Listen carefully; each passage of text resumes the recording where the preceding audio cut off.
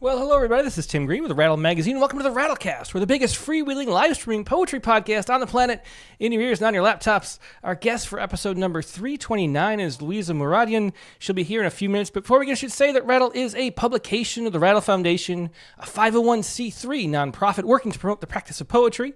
We've been in continuous publication since 1995 and are unaffiliated with any other organization. We just do all this. We love poetry. I know you do too, so please do click on that like button and share. Make sure you're subscribed. Ring the bell for notifications. Whatever you can do to help spread poetry around the internet would be much appreciated. Now, as we always do, we're going to start out with our Poets Respond poet. And we had a poem. I didn't hear about the story, and it's a really tragic story that happened in Nigeria, in Waro, over the weekend. Or early last week, I guess I should say. And Ridwan Fasasi is the poet who shared this story with us. And let me read the note that Ridwan wrote. He said, on February 3rd, 2026, at exactly 5 p.m., armed gunmen stormed a local community called Waro in my local government and operated till 3 a.m. the next morning. A total of more than 200 deaths were recorded. All buildings in the community were razed. An unknown number of people were also kidnapped, including women and children. The gunmen murdered cruelly, leaving a pillage of innocent people dead and others escaping to the bush for safety. This place is 40 minutes away from my place, and most of the people who were killed are people I have been in contact with. Among them is a friend who recently graduated from the College of Health Science in Ilorin. Such a number of deaths had never been recorded in the history of attacks by gunmen in Nigeria. This poem is a record of the aftermath of the incident. The state will continue to be a day that I cannot get off my head. And it's about 3 a.m. in Nigeria right now. Ridwan said he tried to stay up, but I think he might have fallen asleep. So let's have him read his recording right here. Listen in. As if haunted by the terror, the chatbot says it has no description for the Waro massacre by Ridwan Fasasi. After the February 3rd, 2026 massacre at Waro Community, Kayama, Kwara State, Nigeria. But the bullets in their forehead, lethal, looked as if they had conquered the living. The village, silent, watching as they splay on the road in multitudes, the dead against a backdrop of crimson river of blood, trembling, timid before the gore. Bodies bruised and battered, shattered, the way any school hemorrhaged animal forgets beauty precedes demise. My heart is the life through which I see my grave reappears. At least, if not for the world to see, to remind myself that I am closer to my death than I am to my jugular veins. A day backward, this yellow sun sifts through each arm, unaware that they would become ashes.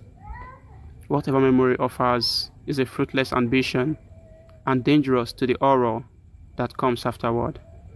Like the chatbots, the baobab trees at the market square do not sing.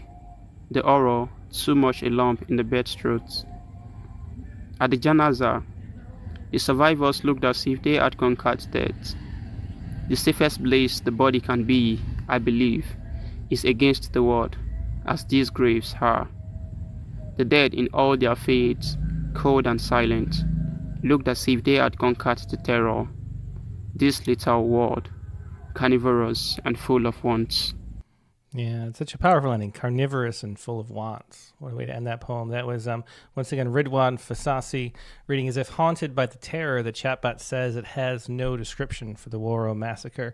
That was Sunday's poem of the day on Rattle.com. If you have a poem that about current events, and that's a story that didn't make headline news here in the States, but definitely, is a huge tragedy. There's a whole big world out there where things happen. If you have any stories about anything and then write a poem about it, submit them by Friday night at midnight for Poets Respond, and we'll have poetry responding to current events. You'll find that by going to Rattle.com over on content, go down to Poets Respond and submit there by midnight Friday. Also, to get those poems in your inbox every day, sign up for our daily poem at Rattle.com. All you got to do, the link at the very bottom of the footer of any page will have that link. All right, we're going to take a quick break and go to our main guest. So sit tight and we'll be right back with a whole lot more poetry.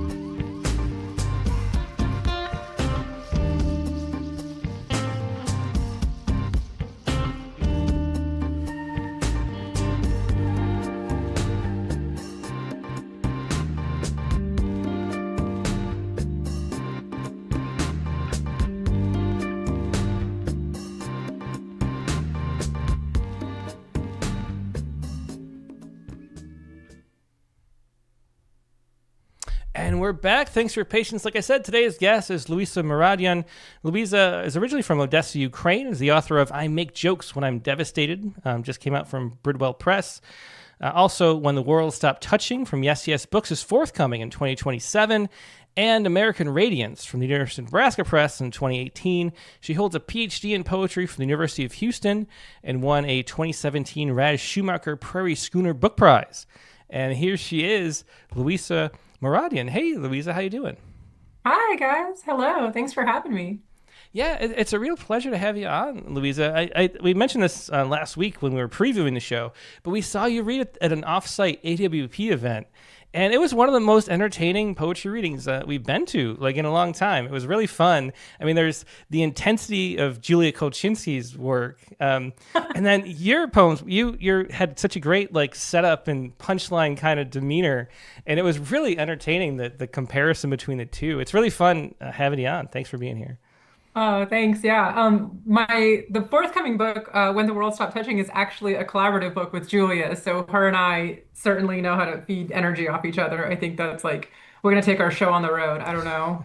I don't know what we're gonna do, but Yeah, well, you definitely should because poetry needs and just live readings are so fun. There's so much energy, they're so and fun. having a real audience. It's like after the pandemic, we've almost forgotten. I mean, we were in not too far from Kansas. We were in Omaha, Nebraska, a couple weeks ago, and did a reading with Todd Robinson, who was a guest last week, and there were like 100 people there, and everybody's just there's such an energy of like being like right now there's 100 or 200 people watching live, and it's like there's room imagined out there, but to be sharing the same breath is so fun, and so it's we need to get those back. So maybe you and Julia do need to go on the road. Yeah. So start out by telling us just a little bit about how you came into poetry. Like, what was it? Like, at what point did you fall in love with poetry? Was there one certain poem you read, or anything that happened that made you realize you wanted to become a poet?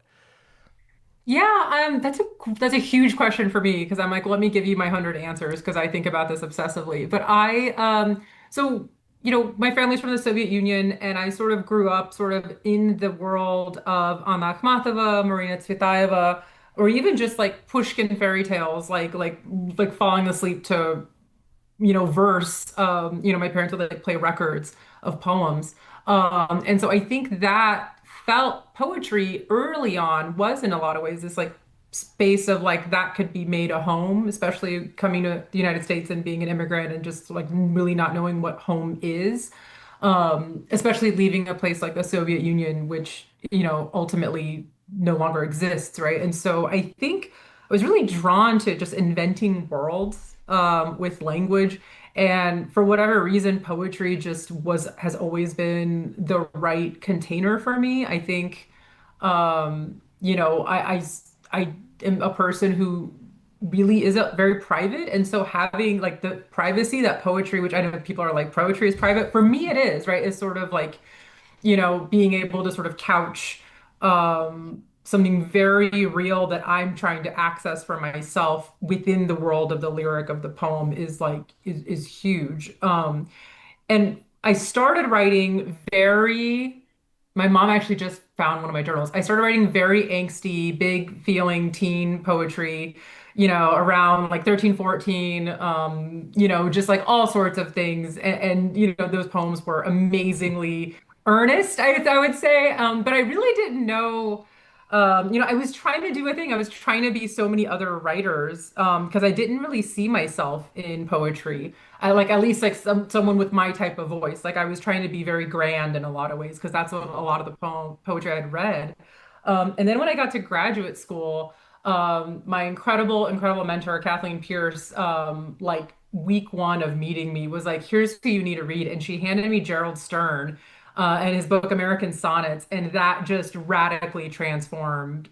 That was when I was like, here I am. Like he's funny and he's tragic and he's able to sustain like he's got a poem called The Dancing where it's about like at one point you've got an armpit fart and then like 6 lines down you're referencing the Holocaust and the poem works and for me as a kid who dealt with trauma and familial trauma with humor that was like, oh, I don't have to bury the joke. Like I can use the joke as like I can get in the boat of the joke and like get where I'm trying to go.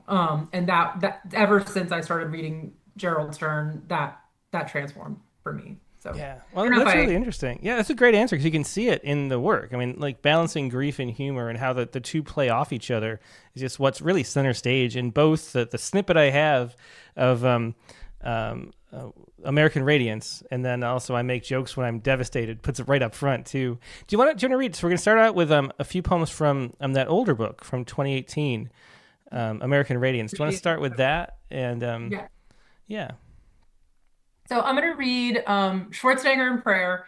And this is a poem where, you know, we came to the United States as Jewish refugees. And so this question of faith is always like, was also sort of simultaneously there. And to be Jewish from the Soviet Union is really different than to be Jewish from almost anywhere else, especially since, you know, the Soviet Union wasn't really a country where religion was a thing. And so I think, you know, being also labeled Jewish in that country was inescapable, right? So we sort of you have this strong identity, but also in a lot of ways an identity that can't be expressed aside from just something that's stamped on you. It's a sort of like it's a unique thing, I think, to a lot of Soviet Jews. But anyway, so I was always sort of searching for like my own type of temple, type of like, you know, it's like where am I going to find that spirituality? And for me, coming to the United States in the late 80s, like early 90s, was like the like spiritual revival of action films, in my opinion. And so like I really found like spiritual solace in these like out of control, high octane action films with like Arnold Schwarzenegger and Jean-Claude Van Damme and Steven Seagal and all these sort of like over the top figures, but there was something really beautiful there. I don't know. I don't know if I'm selling right, but anyway, here's Schwarzenegger in Prayer. There's a scene in Predator where Arnold Schwarzenegger slaps the hand of Carl Weathers, and the camera focuses for a moment on the flecks of their palms. And I think this is how prayer works. Two tulips brush against each other in the rain. And when I watch action movies, I believe there is a reason Bruce Willis can jump out of a helicopter and propel into a circus tent. That perhaps yippee-ki-yay is really another way to say Baruch atah Adonai, that perhaps the chopper is a temple. And when he says, get to the chopper, this is a call to return, or just a call to stand in the garden and marvel at the beauty of wet flowers. Yeah, so that's a poem from American Radiance, Schwarzenegger in Prayer, and this book really mythologizes American experience. I guess is one of the ways you could put it. How did you remember the first poem that combined the different elements that you have swirling in here? Because there's the humor, there's pop culture. And then there's a real deep thread too of sort of belonging, I guess, maybe in the poems. Do you remember like where it came together, like a moment where you wrote the first poem that sort of hit in the way that you sort of do now? You know, I tend to be a person, so especially with my first book, I just, you know, a lot of people have a lot smarter things to say about putting a collection together. But for me, I just sort of was like, I'm going to write a book about my family and I'm going to write a book about being an immigrant. And that seemed like two things that I sort of thought a lot about all the time. And so it wasn't so much that like I wrote a first poem, but what happened was I just had all of these poems that I could not shove into the same manuscript. I had poems about the Holocaust. I had poems about Odesa. I had poems about Randy Macho Man Savage. I had poems about Arnold Schwarzenegger, right? And so how does that all live in one manuscript? And so for a long time, it was like I was writing two separate books, and one was like, here's my funny action movie poems, and oh, here's sad immigrant woman poems, right? And sort of like I couldn't figure out how to even put them in the same room. And then I just kept writing, and then I sort of I kept reorganizing both books, and then one day I was actually like I had printed it all out, and I was like carrying it, and I just dropped them, and then I just started like looking at it, and I was like, Oh my God, it's one book.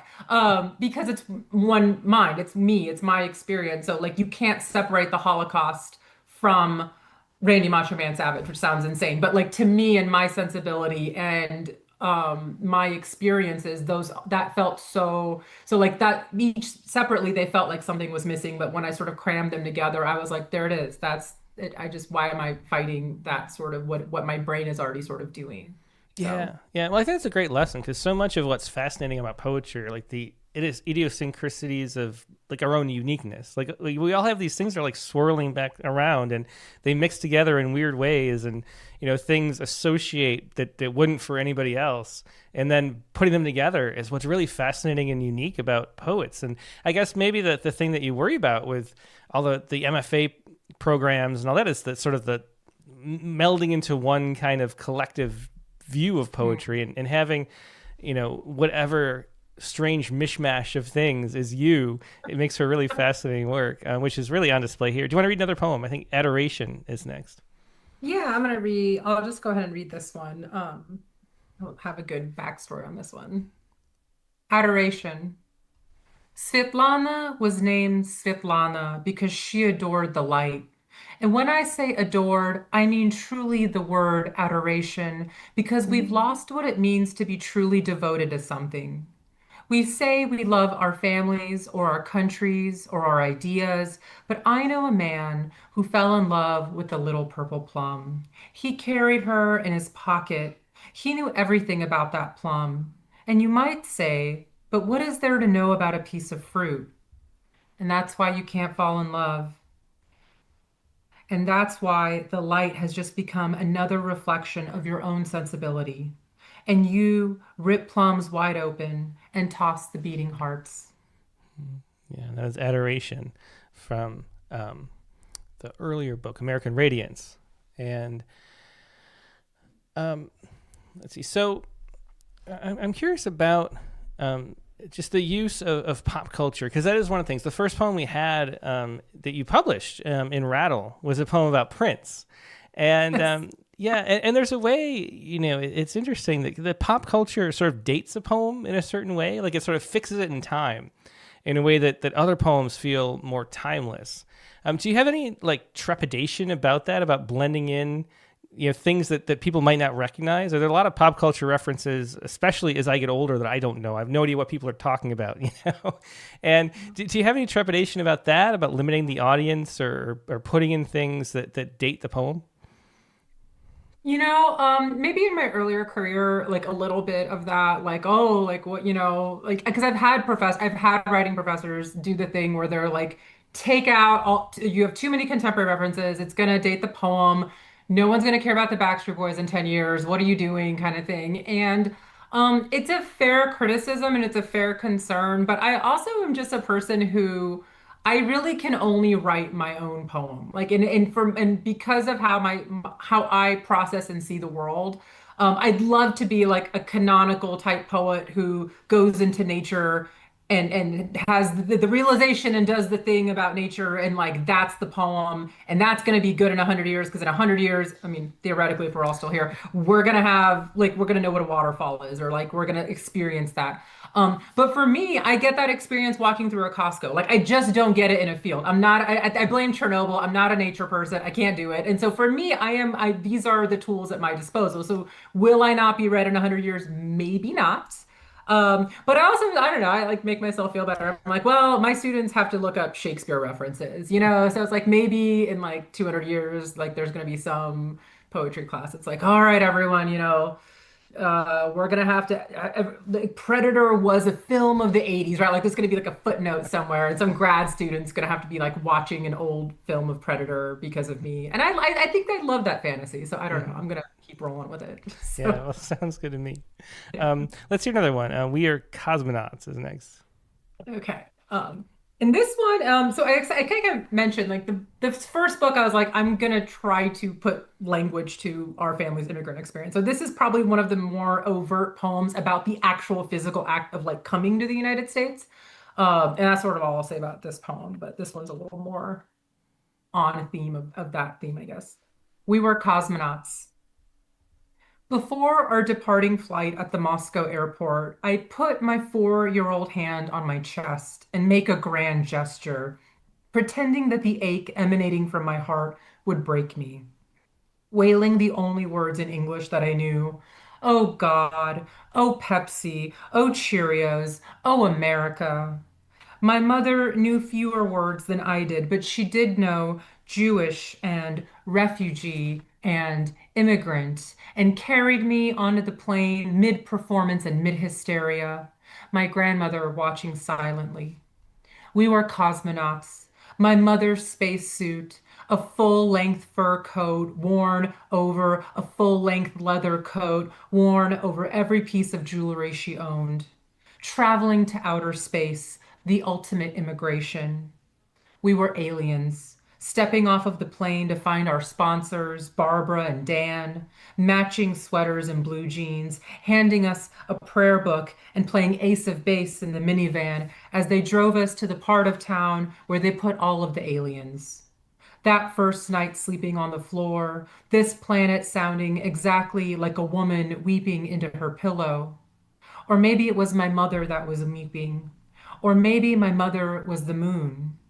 Or maybe it was the hum of the laundromat next door, where I would steal quarters to play Tetris, a game invented in that godless country, where you shape pieces until they fit together, and once they find each other, they disappear. Yeah, and that was We Were Cosmonauts from American Radiance. And did you find when you had a theme, and you mentioned this poem was more like writing toward the theme, did you find that tricky to do, or did you find that, did it make it more difficult knowing you were writing towards something as opposed to sort of just seeing what came out, which is, and there's a weird way, there's like two processes going on in poems, where you're writing towards something or you're writing like away from something maybe. And it's different than the other poems that you don't know where you're going. Yeah, for most of what I end up writing, I often start with an image, and so I think for this poem, like my idea as a whole was I just sort of was trying to wrap my mind around our family's story and our immigration.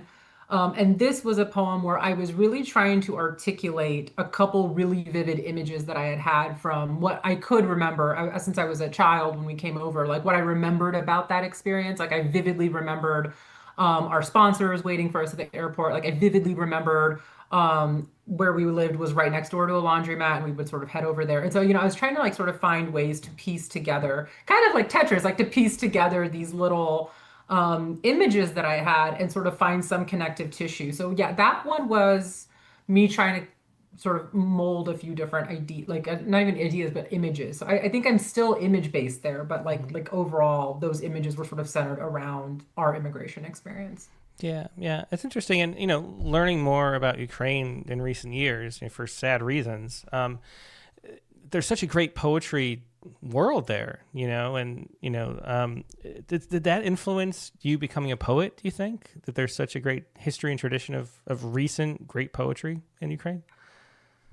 Yes, I think culturally, Ukraine is a place that has statues of poets in public. Like and it's always so funny, like when I go, which obviously we haven't been able to go since the war, but like every time I would go back to Ukraine to visit family, and like people would ask me like, oh, what do you do? And I'd be like, oh, I'm a poet. And they'd be like, there's a poet here. Like they would just like freak out and be like, tell it, like recite it, like give it to us, give like take your book out, start reading it. Whereas in America, like you tell me like, oh, like I'm a poet, and it's like, oh, but what do you do? But what do you like actually like? What do you do to survive? And so it's such a different cultural. So there is this veneration of poetry. Like when I told my parents I wanted to like go to graduate school to study poetry, they were like, "That's incredible! Like we are so excited." And I think most parents may not quite have that exact experience. So I am very lucky in that my family does have such reverence for poetry. Um, you know, I think too, like especially where I'm from Odesa, which is known for humor. Like humor is a major like piece of the city personality. Like Like April Fool's Day is like a major holiday, like people celebrate it.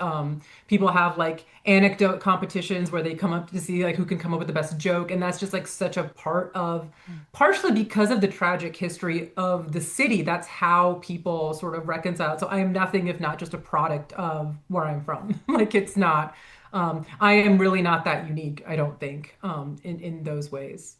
Yeah, yeah. And that becomes the title for your newer book, which we're going to be focusing on moving forward now. I make jokes when I'm devastated, which brings in the war in Ukraine to the sort of the milieu that's already going on. Can you tell us a little bit about how this book came together? Like once you had the first book and you have a sort of themes there, it's often hard to do, to keep going and finding new threads. How did this book come into being? So what's so funny, the first book I was like, okay, I'm gonna write about my family. It's a lot of poems about my family. It's a lot of poems about our immigration. And then I was like, I'm gonna get it out of my system. Next book, doing some project. I'm gonna do something different. And then I would say this book is as much about my family, if not more so. So I don't think I'm done. I think I'm like every book is ultimately going to end up being about my family. And I think I've just sort of made peace with that. This one, I don't think, I mean, kind of like the first book, I just continued to write poems, and you could just sort of see life things reflected for me. So what's interesting in American Radiance, I do have one poem about Maidan, which is sort of the early sort of markers of the current war in Ukraine. And so like the early protesting that sort of eventually snowballed down into where we're at now. So I have one poem here. And of course, this book is going to have a lot more because of just historically what was going on. So, there's that thread in there, but there's also just like I had one child. I had just had one child when I finished American Radiance, and then I'm up to three with the next book. So I think motherhood really features more prominently, while also still very much writing about the women in my family and just my family history as well. So I think it's just an amplification of my first book, with like just adding in like all of the seeds that are planted in this book are really just, this is a continuation. If I was like a filmmaker, this would just be like part two of the same movie or something like that. Yeah, yeah. Well, that definitely makes sense from what I've read. Do you want to read a poem from the newer book? Don't Write Mom Poems is first. Okay, and let me get there. Yeah, and kind of like I had just mentioned, so Don't Write Mom Poems, when I was pregnant with my second, I ran into just like a couple of writers that I'm friends with, and they were just like, oh, congrats, and this was at an AWP, and everybody's like, man, here come the mom poems. And I was just like, hey, probably, yes, I think the mom poems are forthcoming. So this was sort of written like I got back to my room and I was like, I'm gonna write a mom poem. So Don't Write Mom Poems. The best writing advice I've ever been given is to avoid poems about motherhood. Too sappy, too sentimental. I agree. Which is why I only write poems about myself bare-chested on a hunt, dragging my latest kill back to my cabin and feasting on what I can only describe as truth. No room in this cabin for a nursery or a metaphorical child who sleeps when I sleep, and on waking looks at me not as creator, but as created, singing some ancient song in the moonlight. Yeah, so that is Don't Write Mom Poems from Luisa Muradyan's newer book. Where's the title? Sorry. There it is. I Make Jokes When I'm Devastated. Yeah. And you also, writing as a mom, as a parent, with kids swirling around. We have 4 kids here. Recently, Katie and I have tried to carve out this, because they kind of tend to sleep in or go to school really early. It goes back and forth. So there's this window or 8 to 9 where either it's kind of quiet. So we've made this that is writing time. We must write at this time. And that's seems like maybe the only way we can achieve it successfully. But how do you navigate that? Because it's not only that there's this constant interruption, which is always just the life of a parent is you're on the verge of this metaphor that's about to click. And then it's can I have some popcorn? And you're I don't care if you have popcorn. Just, yeah, okay, what was I talking about? And it just happens constantly. So there's that. But then there's also this parenting mode too, where it's because every concern of your children is like your concern too, and then you're like sort of not living your own life, you're living like your children's life by proxy or something too, and it's hard to like break away from that at the same time. So how have you managed to balance those two things? I wish I had a really sophisticated answer for you. And for me, it's really just a survival sort of mode. My phone is my friend. I put my notes app is just full of lines of poetry that I come up with. So, and I sort of have gotten pretty good at because I spend a lot of time at like hockey rinks. My oldest son plays like competitive hockey, and then like my younger son just started hockey. So I'm doing all the activities. Plus, I have a toddler. And so it's like, how do I do that? I just sort of like every time I sort of have a moment where I'm like, oh, that'd be an interesting poem. It goes right into my phone, and then when I do get these sort of uninterrupted pockets of time, which like in a perfect dream world is like at least an hour. I'm a person who like I need to stare at the wall for 30 minutes before I even like can really come to the page. And so I when I do get those times, I've already got a document with like all of these poem titles or all of these lines like ready to go. And that's sort of how I'm able to sustain being able to write. Yeah, and especially with this sort of like poetry takes time, at least it does for me. And so like uninterrupted time, which is such a rare commodity, I know for most parents. And so sometimes it's just like really forcing myself to do that or to just write when my kids are asleep, which is like the lamest answer, but it's like, they're in bed by like 8:39, and then I'm like, whew, I've got, an hour before I fall asleep on myself. So Yeah, yeah. I read that you used to say that you need a ritual. There is a sense of ritual because we're entering, when we're writing poems, a spiritual kind of space. There's something deeper and metaphysic about it, even if it's not religious. But it's this sort of spiritual place, and having a routine, having a ritual. Like certain people use the same kind of pen every time, or the same typewriter, or go to the certain coffee shop, or like look out the same window. And like there is a way that the space that we're in creates the right mental space, or like the habit of the right mental space to help you. But do you feel like breaking that need for ritual has like been liberating to you, or do you sort of miss the ritual of it? I think I am better at writing now than I ever have been in terms of like using my time well. And I think it's because I no longer have the luxury of just like, I'm gonna spend 4 hours on a Saturday and like maybe I'll write something, maybe I'll online shop, maybe I'll just like drink 6 cups of tea. I don't know, right?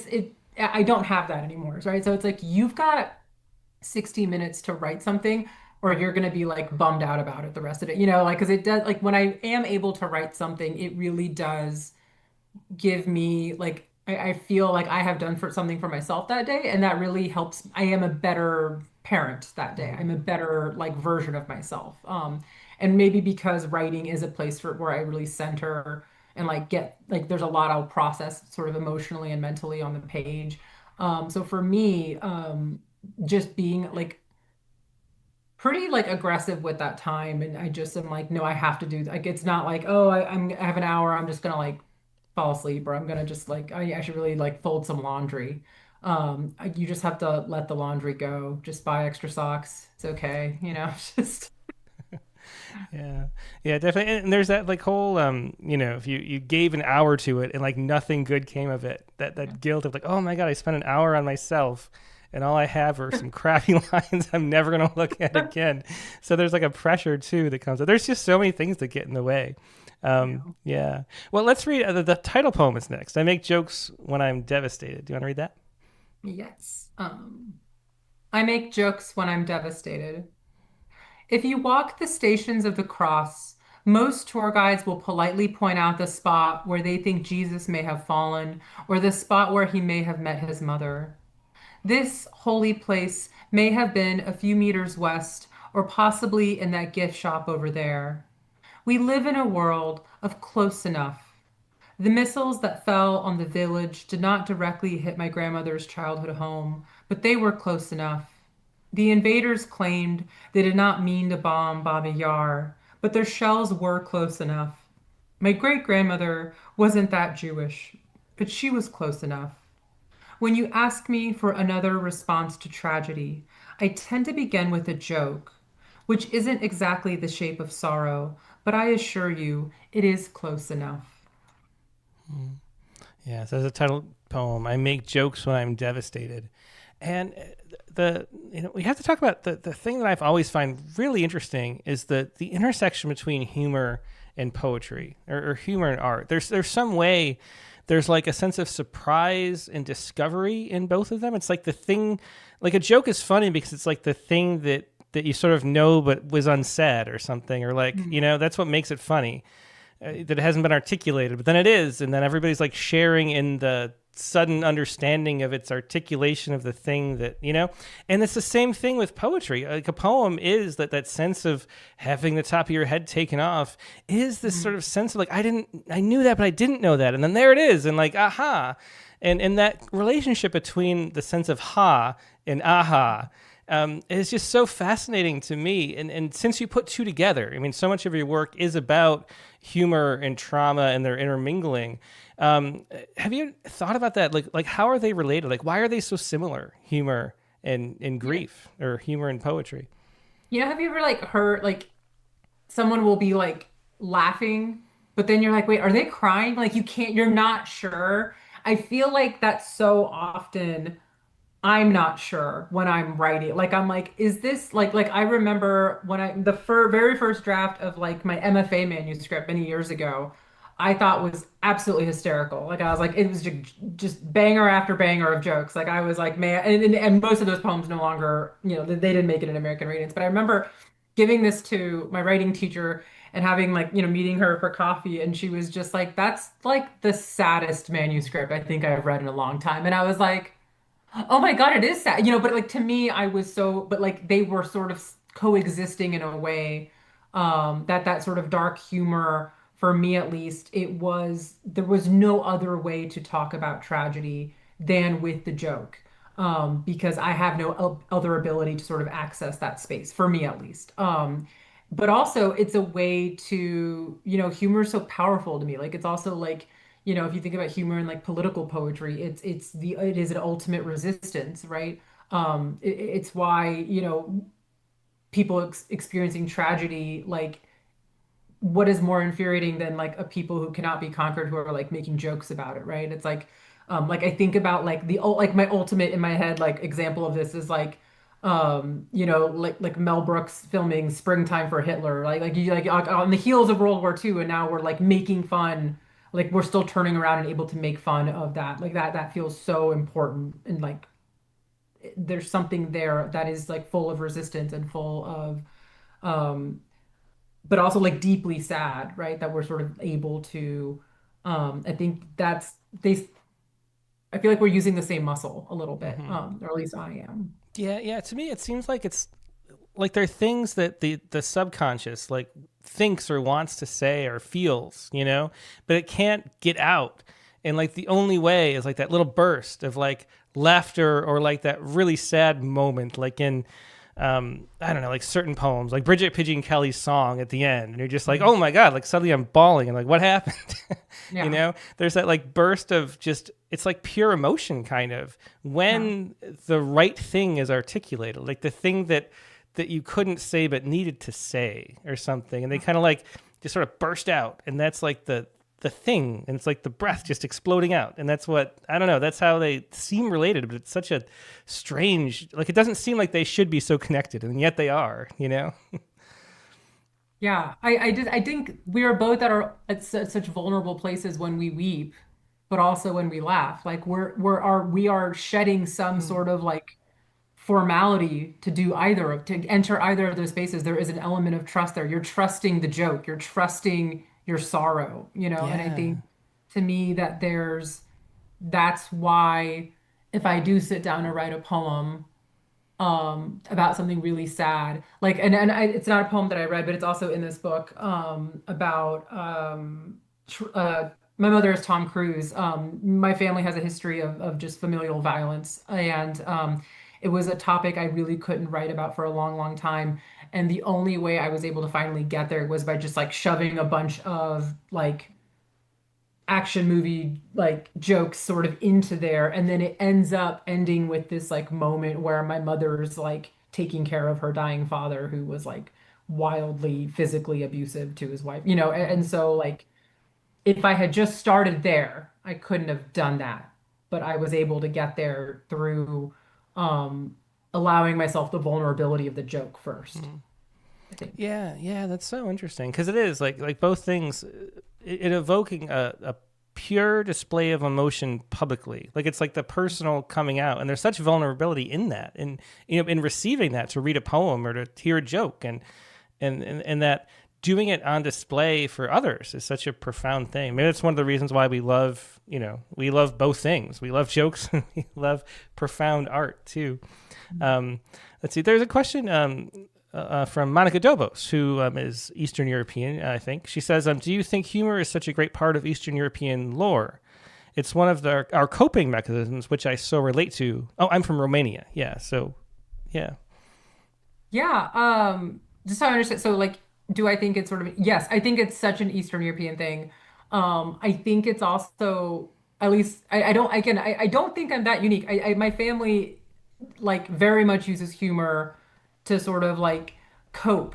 And especially in the language of the city where like Odessa even has like its own dialect that is like wrapped in humor, if that makes sense. So like we have so many just like phrases that are really funny that are used to describe really like horrible things that might happen to people, but then it's just like you just sort of like roll out a joke, and this is just like stuff people will say casually all the time. And I think those are so yes, I think very much, especially in Eastern Europe, with the sort of like, geographically a place that has experienced war, that has experienced famine, government oppression, all of these sort of things. I think one thing you cannot control is people's ability to crack a joke. And I think that especially speaking of like the Soviet Union, that very much was a thing, for sure.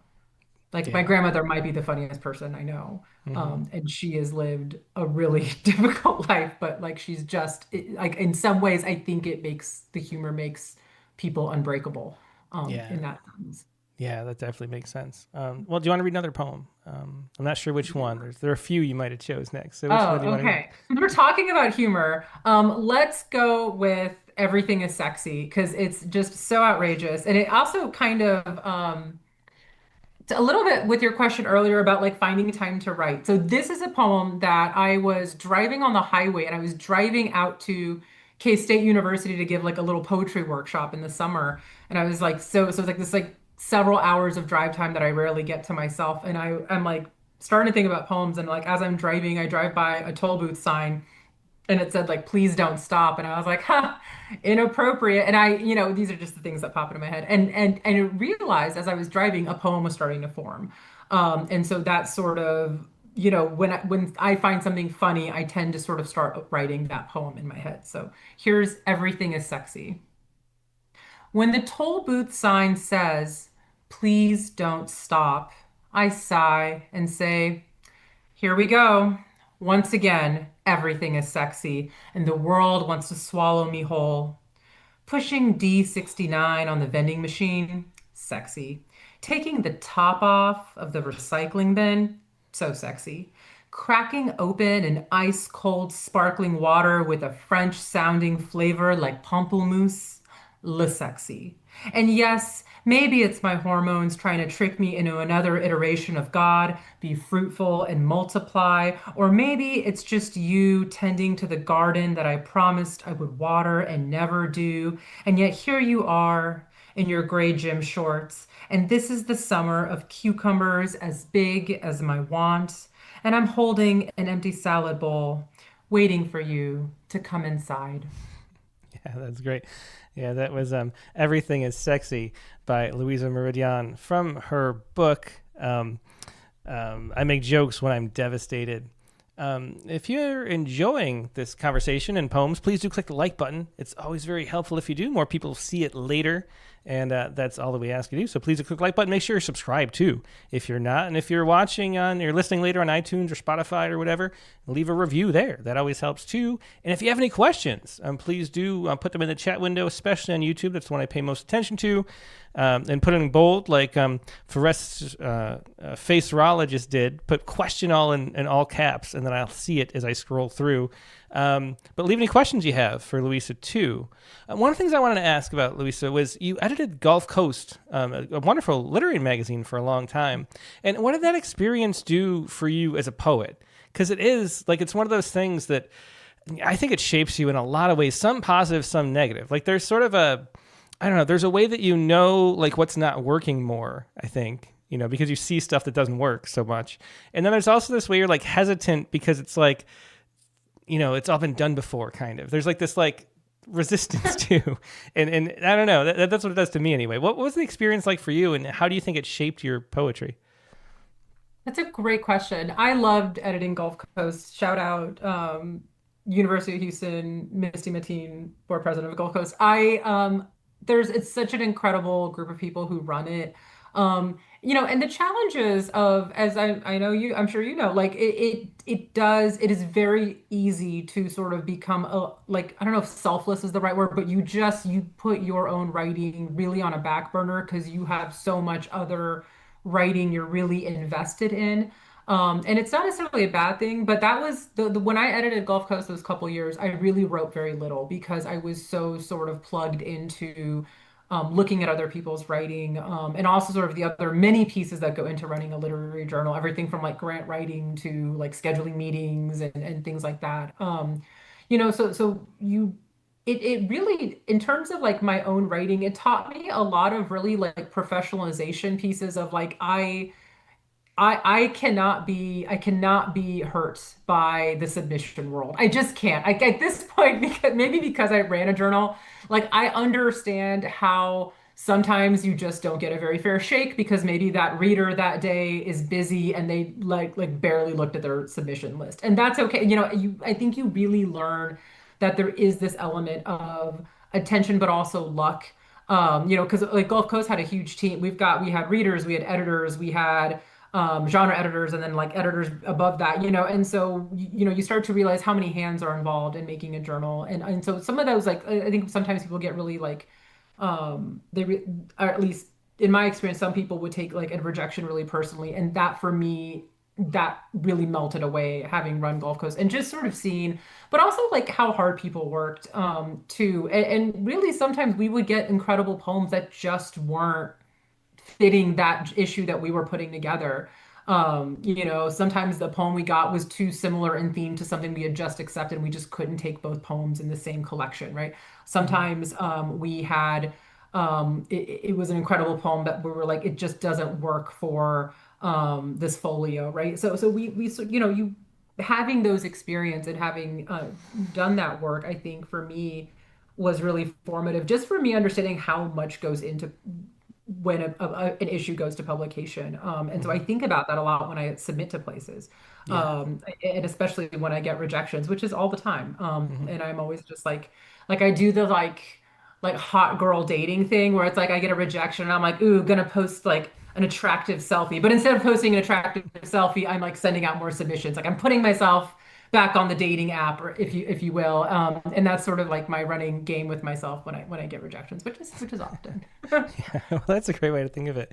On a poem level, are there certain things? Because one of the things I think, reading submissions, the first thing you hear is the voice. Really, it's like, oh, that poem's like got a voice. Like there's a distinctive way of approaching language that's unique and authentic, I guess maybe. Do you think that?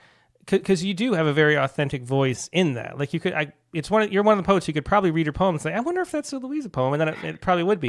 So do you think that had an influence on that in crafting a voice that was distinctly yours? A little bit. I think it taught me just again like there was, having read so many submissions, I think it showed me you would see trends. And that would sort of always be fascinating to me. Like there'd be like an issue and like we'd get a million apocalyptic poems, right? Which is a type of poem I've written quite a few of, and you sort of see like, almost like reflective of just where people are at. And I don't know if that really impacted my writing versus it just made me more aware of like how we are doing as a writing community, I would say. But it did sort of show me to just how, a lot of times we'd end up taking the poem that took the most risk. And I think it taught me to be brave in that respect too. And taking risk is something that I had to learn in poems because again, I am naturally a very private person. So to sort of make myself vulnerable on the page is a challenge I still have.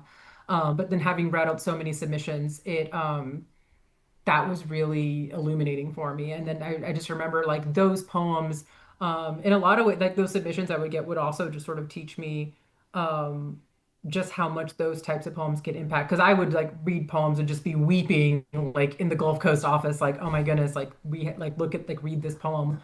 So I think the one of the coolest things about running a major journal like that is you are constantly inspired and constantly just like, man, there's just such good writing out there. And so I don't know if I ever became disillusioned for me, but I was sort of constantly like a kid walking around just like a candy store, like, my God, have you there's so much poetry. Like this is awesome, you know. Yeah. But again, it taught me not to take things personally because there's so much good poetry out there, you know. Yeah, yeah, definitely. And sort of in the same direction, I'll go back to this question from Faye S. Rala. Faye says, do you feel your poetry grew up during your PhD studies? I wonder if the difference between an MFA and a or I wonder if there is a difference between an MFA and a PhD, or is the PhD for another reason other than craft? And that's one of those things. It's newer even when I was in college. I don't think a PhD in poetry existed or in creative, writing. I mean, so what was your experience there, and why did you go for the PhD too? It's a great question. Okay. In my opinion, in my experience, and I think this is all contingent too on what programs people went to. I went to Texas State for my MFA, and I had a wonderful experience at Texas State. That is where I think I became my own writer. I would say that's where I had the most development, and mostly because I really hadn't had any formal instruction in poetry up until I went to my MFA. I took I have a history degree, so I did not take creative writing classes in college, and so I was really kind of just out on my own. And so being I read more poetry than I had ever read. And it was this beautiful 3 years where I just like, I spent literally all my time reading and writing poems. And it was like this wonderful, tremendous gift. And my PhD was a different experience. For me, the PhD was more of a professionalization choice. I edited Gulf Coast. Took, I took a lot more literary courses, right? Because I sort of wasn't sure what I wanted to do, but I thought I might go into teaching. And so I was really trying to prepare myself. Like I took pedagogical courses in my PhD. So for me, the PhD was like, I need to find a job. The MFA was like, I'm going to sit on a hillside and write poems and, dream. And they were both wonderful experiences, but for me at least, I was very, very much my own writer when I started my PhD. I did not like find my voice in any sort of capacity. The PhD was like, I've got 5 years to write another book and hopefully get some academic work published and hopefully find a job. That was sort of so I took my PhD very professionally. I wasn't there to find myself. Honestly, I felt like I'd already done that. So I loved working with my writing professors at Houston, but it was a very different relationship than I had had. Like so many of my conversations were like, let's talk about putting a book together and let's look at like publication and things like that versus like my MFA. It's like, what do you think an orange really means? Like it's just like it's like a whole different, and I am eternally grateful to both programs because I had very different experiences and they were both important in different ways for me. Yeah. Well, really good advice. I think that could be useful for a lot of people thinking about that. Let's see, we have two poems left. What do you want to read next?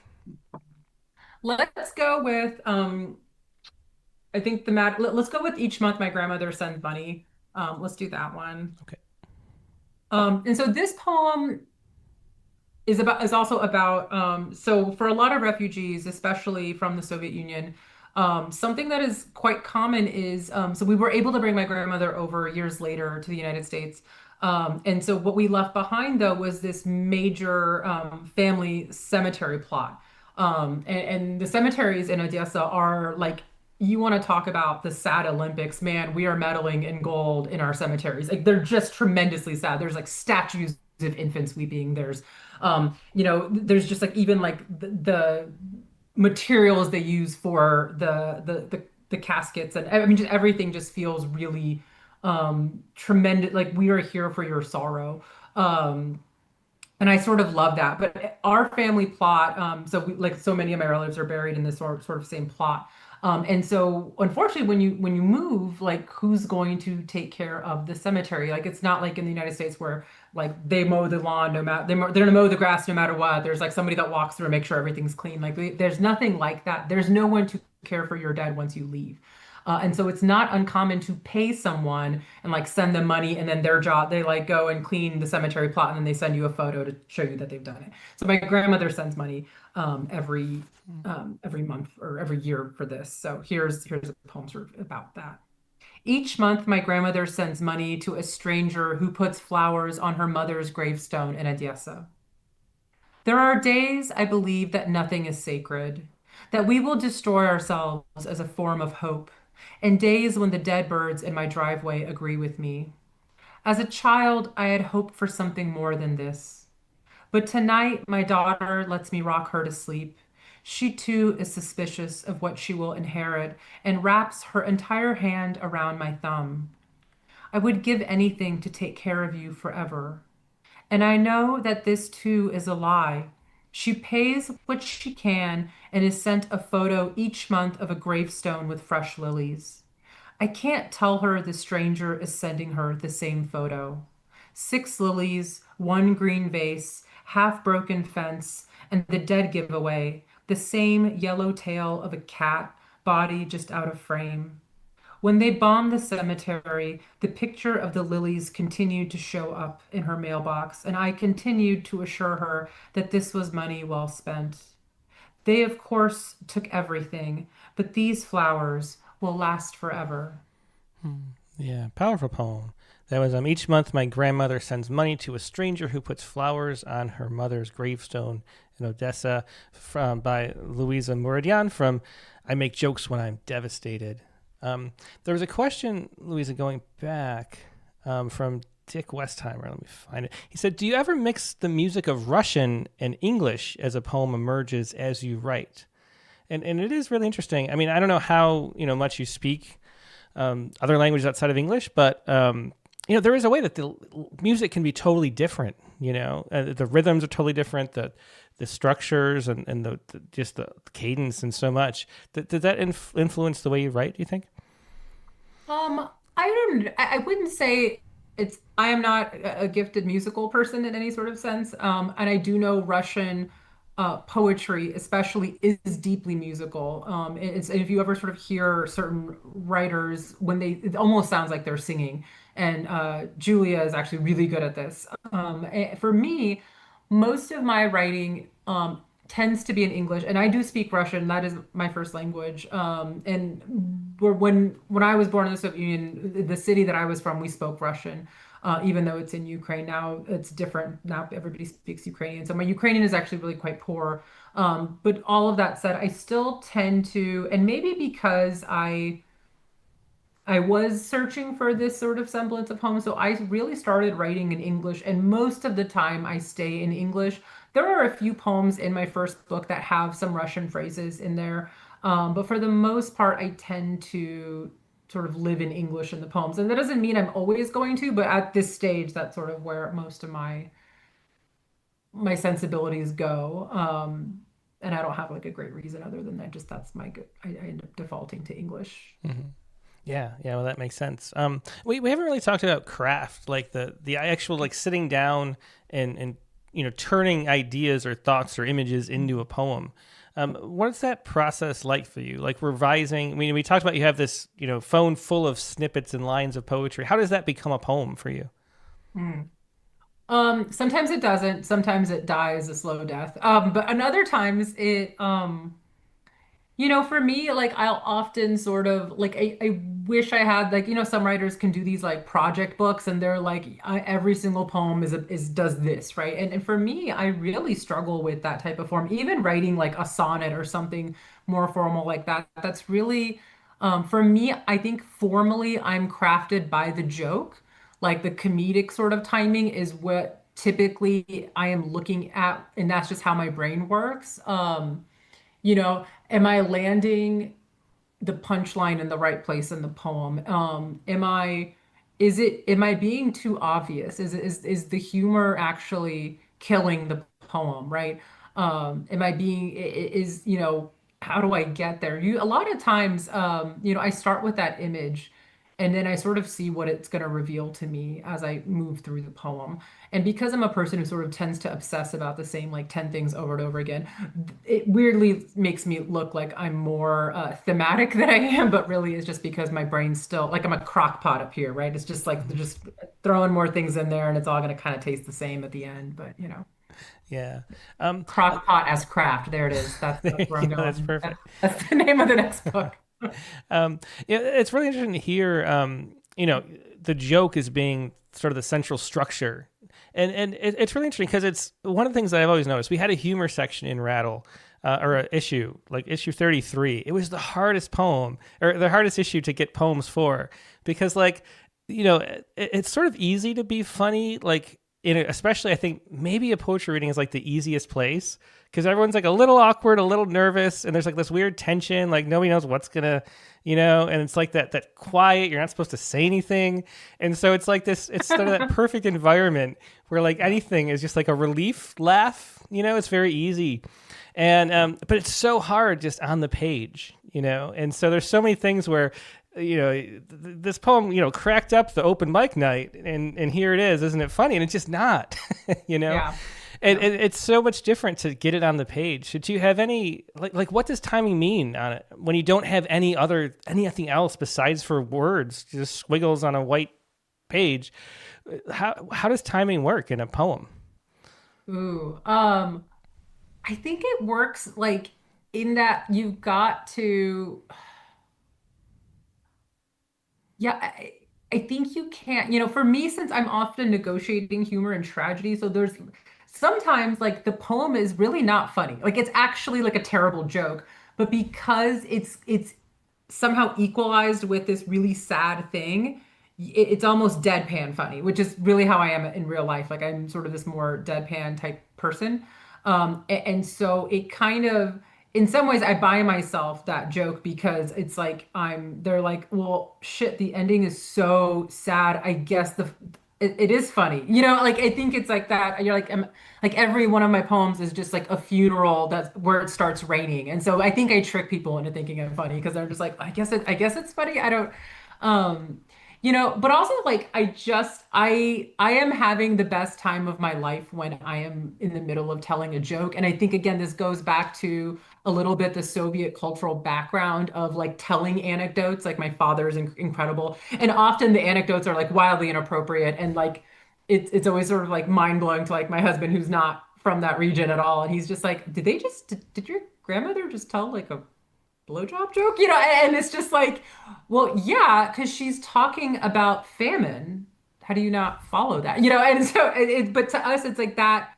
Um, there is that joy, and I think so. I think for me, is part of the timing is like figuring the joy of the poem out. Like, where is that in the poem? Because it's got to be somewhere in the poem, or to me, it's like it's just too sad then, and it doesn't like to me. I read a lot of poems that just fall flat because they're missing that sort of like that joyous moment of like there's something a little bit funny happening here and now here we go, so I think it's finding the place to like turn the poem to. It's almost like a tuning fork, like where am I gonna like shift.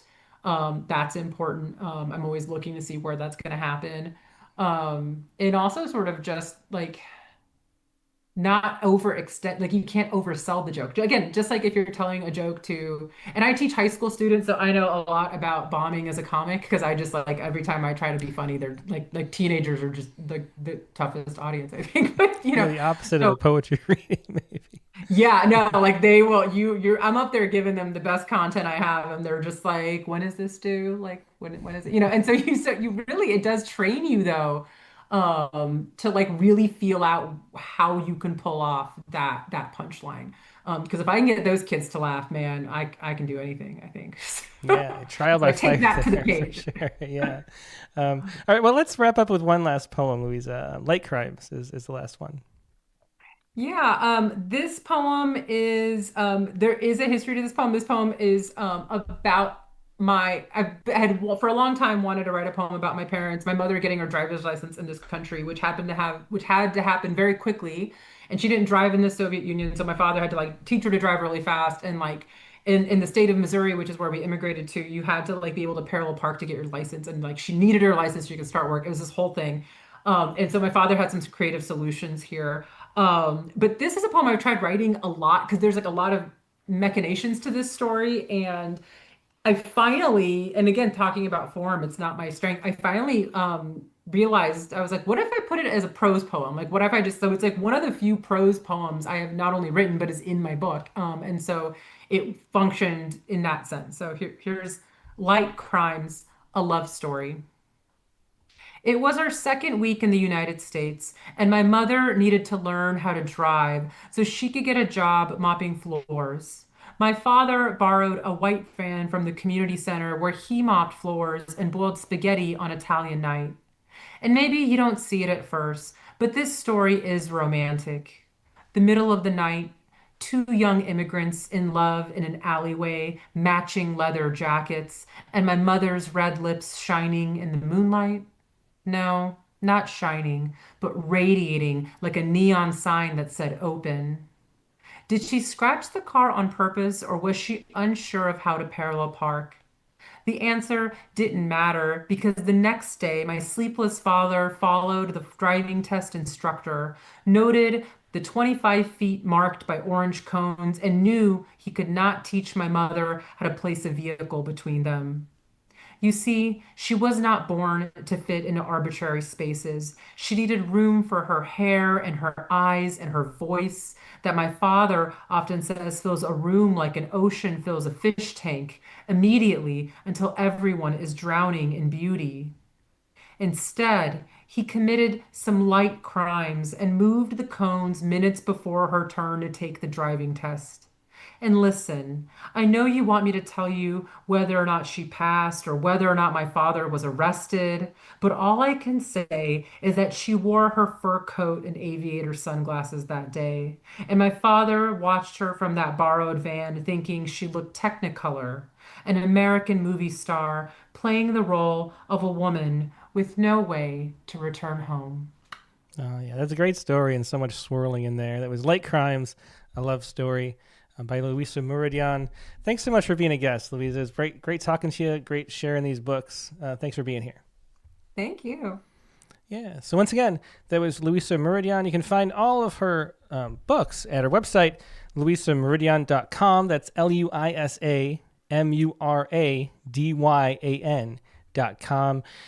Find this most recent book. Of course, I make jokes when I'm devastated, and keep an eye out for the next book coming up from YesYes Books, When the World Stopped Touching. Now we're going to take a quick break and go to our prompt lines, the invited prompt lines now. And once again, how this works, if you submitted a poem by Sunday night, Katie chose a select number of poets to join us, emailed those poets the Zoom link. So join us now if you have a poem to share, if you got that Zoom link. Now, the prompt for this week was to write a Petrarchan, Shakespearean, Spenserian, or Miltonic sonnet. Use an exclamation mark at some point, and don't forget the volta, because it's really not a sonnet without a volta, so make sure it goes somewhere. That was the prompt for this week. If you wrote one, submitted it, and got the invite, join the Zoom right now. And if you haven't finished it, or you didn't submit it in time, or didn't get the invite, you still submit it for Prompt Poem of the Month. Just submit it by February 28th, I guess would be this time. So we'll be right back with a whole lot more poetry.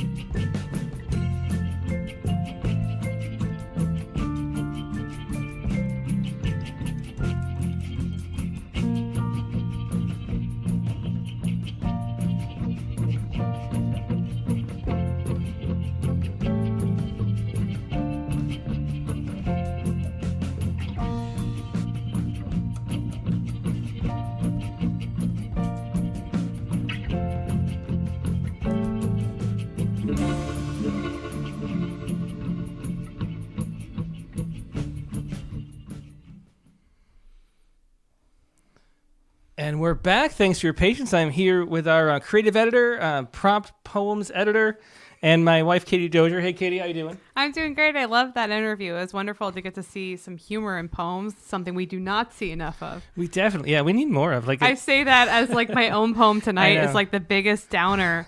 Like, well, definitely. We mentioned that reading in Omaha where we had a couple weeks ago, and we both said like, oh, we need to have like a go-to funny poem. I know. So because it is like it's so much better to have funny poems for like an audience like that at a bar. It's the hardest thing to write too. I really think it is. And I have to write one just for the purpose of well, that sounds like propaganda, sir. It definitely does. Yeah. So anyway, the prompt for this week was to write one of those highfalutin sonnets, one of the old-fashioned kind. I should have just said that. Write a highfalutin sonnet. Exactly. Yeah. So the possible forms. Let me look at it again. The possible forms were Spencerian, Petrarchan. Why am I? Oh, go ahead. Yeah. Well, you got to finish now. Shakespearean, Miltonic. Yeah. Yeah. So which sounds like a cocktail, honestly, doesn't it? Right. That should be a cocktail. Yeah. Definitely. If I ever own a bar, these will all be cocktails. Definitely will. Okay. Yeah. So what did you do with your sonnet? Well, which one did you pick first of all? Okay. First of all, I want to say that the prompt lines, the Rattlecast prompts group on Facebook was on fire this week. I think we can successfully say it was our biggest week ever on there.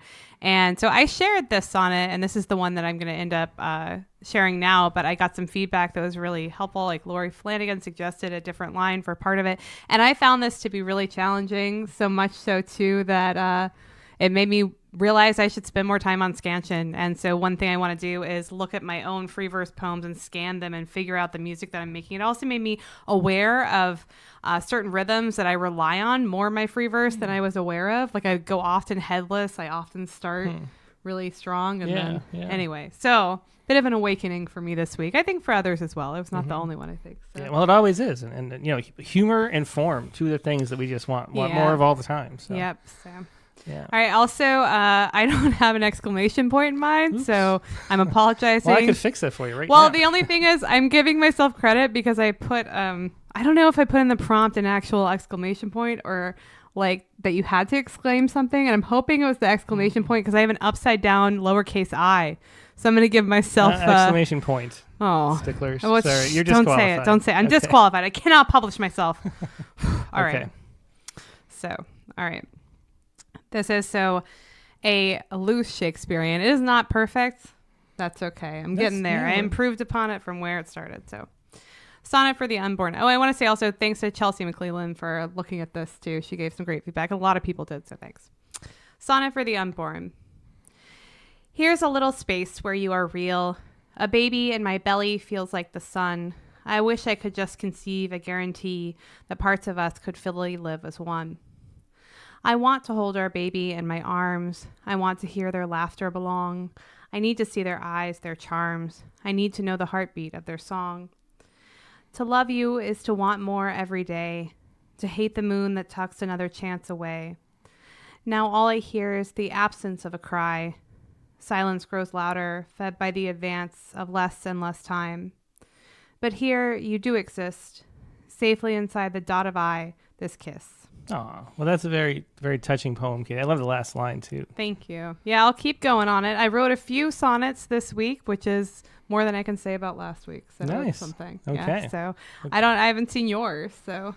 Okay, yeah. Well, mine is this one's Forgetting. I went with a Miltonic sonnet.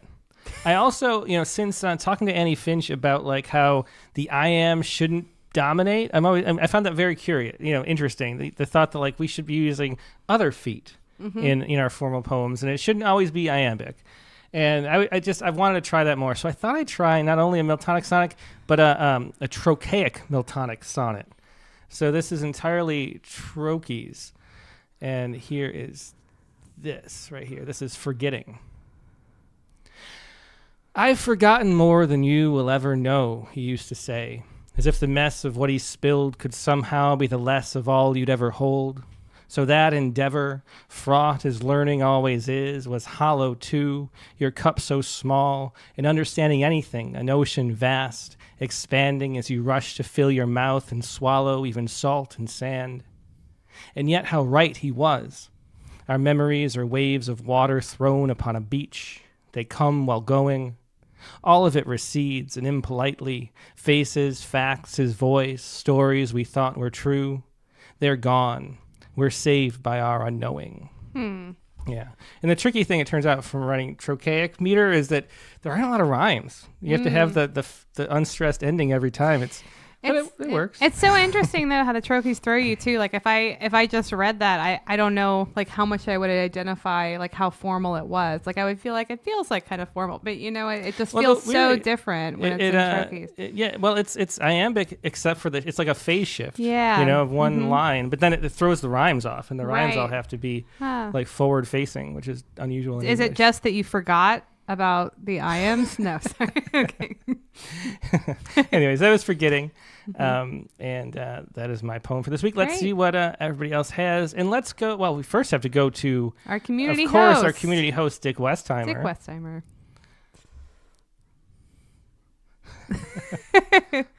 You made the rules.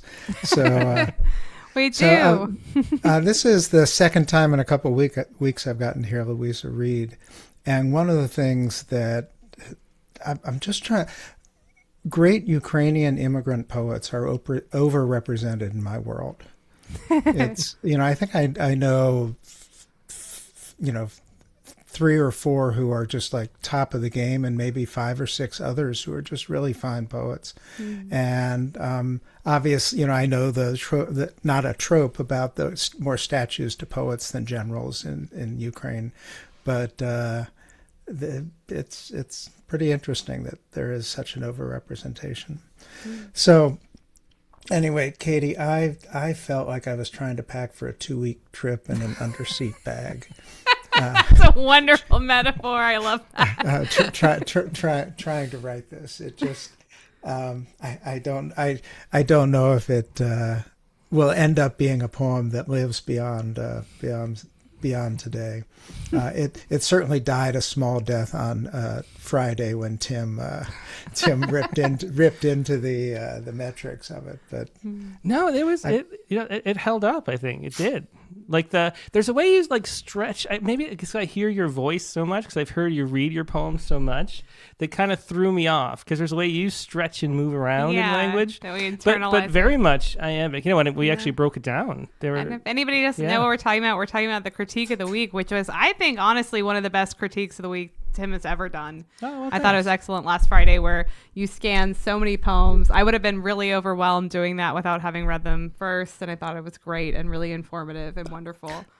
Well, and it was great what came out about how they might scan differently. And I was thinking about that.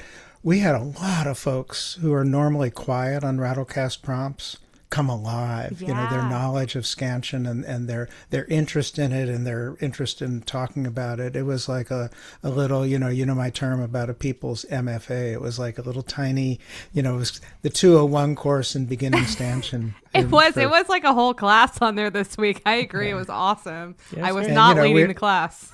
We were sharing, Shelley poems and other ones and trying to figure out, do they fit in? And it was great. I really loved it. Yeah. Well, that's great. And I think like it's one of those things that it's really fun about poetry that we tend not to do. It's something that most people haven't done a whole lot of, if at all, but it's really fun to break it down and pick it apart. Yeah. I think so. Yeah. Well, and the other thing it did, it made people much more inclined to ask for help. Sometimes people post a poem and you don't, like, nice poem, but people were really alive saying, help me out here. And, and then, responding positively to being critiqued, which was really wonderful. Yeah. So, okay, here's mine. A little changed from last time. The End of Memory. Oh, I need to change the title because I've changed the word in the last couplet. Oh, well. The End of Memory. My wife comes in the house and sighs. She's lost her phone in snow somewhere out on the trail between the woods and here. She knows the cost. It's dollars, yes, but worse, her sense she's failed the world. Like so few things, it fit in her hand, so small but strong, she opens all our jars. I grab my skis and go with her to scan the ground. We search till twilight, almost dark. It's no use. The shadows and the snow conceal their secrets well, but not the death a cooper's hawk has left. a flicker's ghost, its blood and bone and matted yellow breast. Deb's phone lies cold and silently nearby. Its memory fades out in the dying light. Yeah, I thought that this was interesting because it feels so Hyben-like to me with the Volta in the last couplet, with the space around it and everything. So that was really interesting to see the influence of Hyben on everybody in their sonnets too. Yeah, well, you got to get that Volta in there. Yeah, you too. Yeah. All right. Well, appreciate. Thanks so much. Thanks, Dick. Yeah, beautiful poem. Thanks, Dick. Yeah. Dick, of course, will be hosting the community reading, which will be the last Sunday of this month. Yeah. With Erica Reed. Of course, with Erica Reed, which is I'm sure going to be great. And we're really looking forward to it. Ah, good. Yeah, and we will post the Zoom link and figure it out ahead of time for sure. So we'll put it on the website and on the Rattlecast Prompts Facebook group. Yep. So I like saying just in the Rattlecast Prompts Facebook group because everybody who's not there is really missing the party. They definitely are. Yeah. Right. Yep. Thanks, Dick. Thanks. See y'all. Yeah. That was Dick Westheimer with The End of Memory. Next, let's go to Chelsea McClellan, who did a great job teaching a lot of people about scansion, myself included. There were a lot of every time on the critique of the week where there's a line that was tough to scan, I was like, Chelsea, how do you do this one? I know it was really funny too because I scanned my poem with Tim and the lines where there was, I forget which line you pulled out, Chelsea, to scan without me even asking was the one Tim and I really debated on how it scans. So I kept being reading something on the prompt plannings group and going to Tim Chelsea said this and it was a great point. It was just complete mic dropping going on by you, I feel in the group. So fun for me. Oh, well, good. That's what I love. So and it's fun to share it and see other people coming alive in it too. So yeah. Before you read your poem, because you did learn so much so quick about scansion, is there any specific book or the Timothy Steele one you really is that the best one? If somebody wanted to become better at it, is there one source, not necessarily a book maybe, but an online lesson or anything? Is there anything you would direct them toward? I would say 2 books: Timothy Steele's All the Funds and How You Say a Thing, and Susan Spear and David Rothman's Learning the Secrets of English Verse. Oh, how interesting. As one of our people here is in Yeah, fact. Susan's here, yeah. How convenient. We'll speak with her in just a bit. Go ahead. Yeah. Okay, so we have yours. Yours is interesting. So it's a really creative take on I guess Shakespearean sonnet, I think. Do you want to go ahead and read it? Yeah, sure. And I believe it is a Spencerian. Oops, sorry. I was trying to look at it really quick. Okay. No worries. See how polite she is when she corrects us? Yeah. I know she's so good at it. Yeah. Okay, so this is what horses are still good for. Licking the bank account so that we never laze too comfortably on budget day. Distinguishing submissive traits from clever, the wiser ones are slower to obey. Complaints I otherwise could not unsay. Gardeners speak of compost. I smell my hands, still powdery after grooming, dappled gray. Flying, for those who'd rather stay on land. Extra nuzzles when age adds his demands, reclaiming bit by bit initial wonder. Someone you can shrug to, who understands the body language of someone going under, who'll pin his ears and kick to get attention. The chore excuse, the best invite prevention. Yeah, that was great. What horses are still good for? I don't know if I've ever seen a list poem sonnet before. That's a really cool use of that. Yeah. So yeah, I don't know what gave you the idea for that, but that's really neat. Well, thank you. Thanks, Chelsea. Okay, yeah, thanks so much, Chelsea. It was Chelsea McClellan with What Horses Are Still Good For. All right, and next, let's go to Susan Spear. Yeah. And Susan, I believe, edited her title too. So I think she's... All right. Okay. Well, let's see if we... Hi, Susan. Yes. Great to see you. Yeah, great to Good see you. to see you too. Thank you. I'm delighted to be included here with all these fine poets. More than half of them I know pretty well, so that's lovely. Great. And I really enjoyed the interview and the reading previous to this. And thank you, Tim, so much for taking on Scansion last Friday, because I think a lot of very fine poets don't dip their toe in that water because they don't know how to begin. So that was great. Yeah, I do think it's really important to. I do. We need should, more emphasis on this. We really do. Like it's.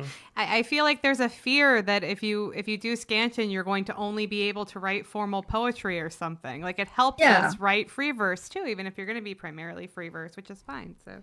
It sure does. It's just another very powerful tool. Yeah. Okay, here's my sonnet. It's an Elizabethan sonnet, and I did change the title. This Choice. I hold the door, you limp, showing your age.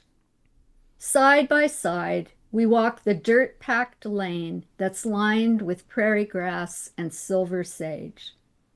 This is the path we've jogged time and again. For old time's sake, I snap the leather leash onto your collar. Let's go chase some plovers. This well-worn tether's a mere fiction. Each of us knows that your darting days are over. And then the bunting larks begin their cries. I see your ears perk up. I see a light, an old familiar shining in your eyes. The sun sinks down as day approaches night.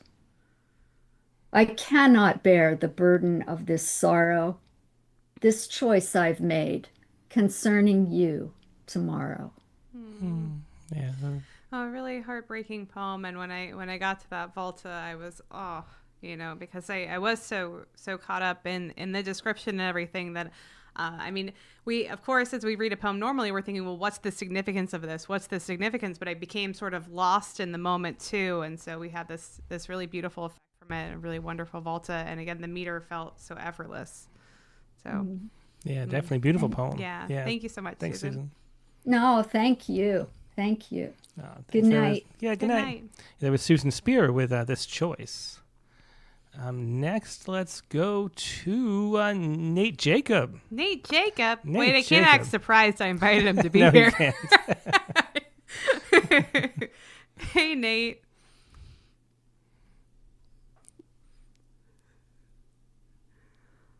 Oh, you got to unmute, Nate.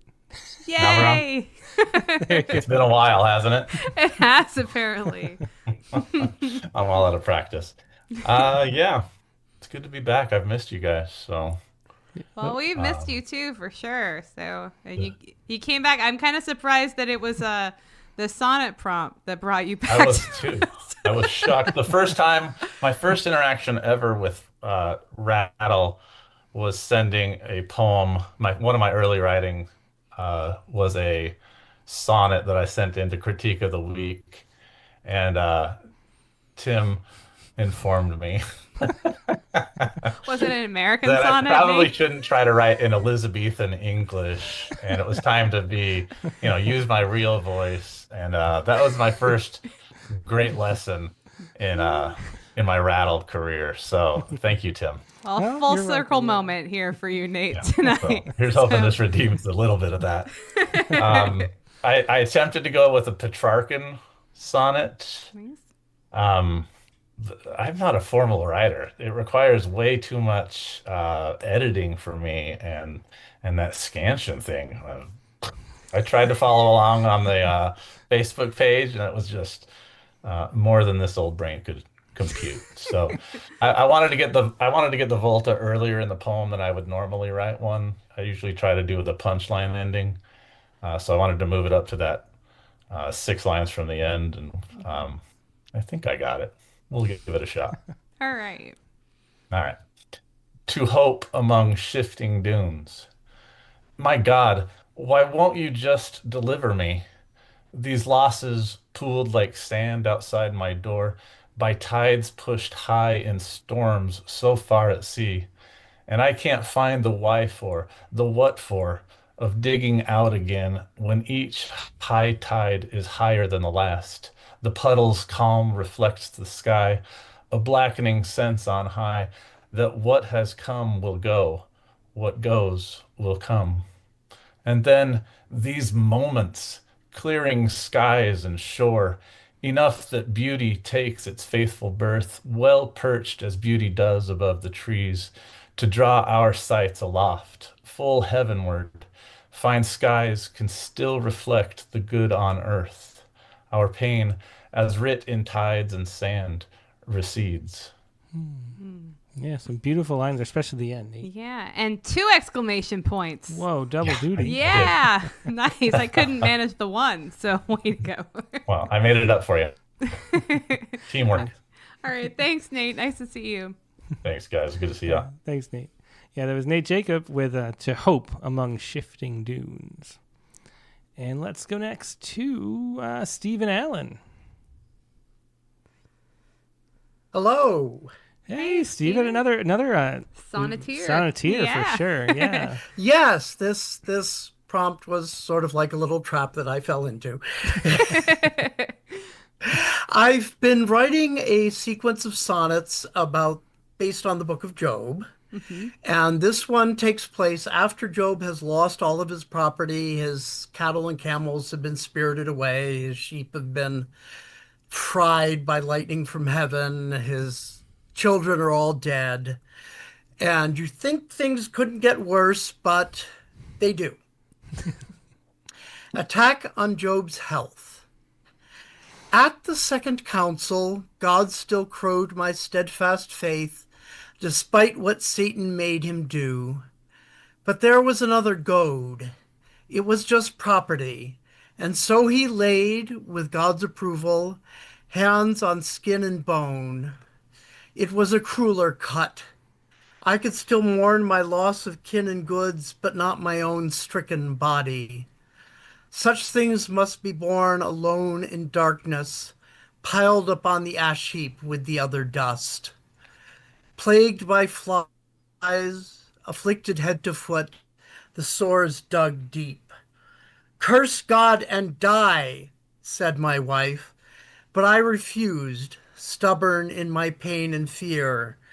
Curse God and live, grief whispered in my ear. Yeah, what a great closing couplet. Yeah, there. it definitely hit me very strongly with that Balta. Thank you. Thanks for weighing in also to the Rattlecast prompts group this week. Oh, yes. Well, thank you for posting my sonnet. Oh, I did post your sonnet too. Couldn't help myself with that one. Yeah. Well, thank you. Thanks. Nice to see you, Yeah, Stephen. great to see you, Stephen. Good to see you guys as well. Yep, take care. Yeah, that was Stephen Allen with Attack on Job's Health. Next, let's go to Carla Schwartz. Hello. Well, Carla, we're excited to hear you read longer than a haiku tonight. Thank you. Thank you for inviting me. And I will just get to the poem. I'm not going to analyze it for you in advance. And thank you for reading the invite email. Right. Thanks, Carla.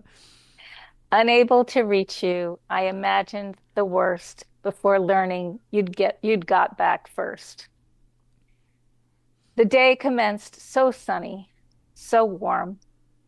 I hadn't known I'd cut it with a knife as we began to ski, arm after arm, glide by glide, not signaling the strife to come when you turned to me to say you wanted to ski the river and flew off. Well, I didn't want to go that way.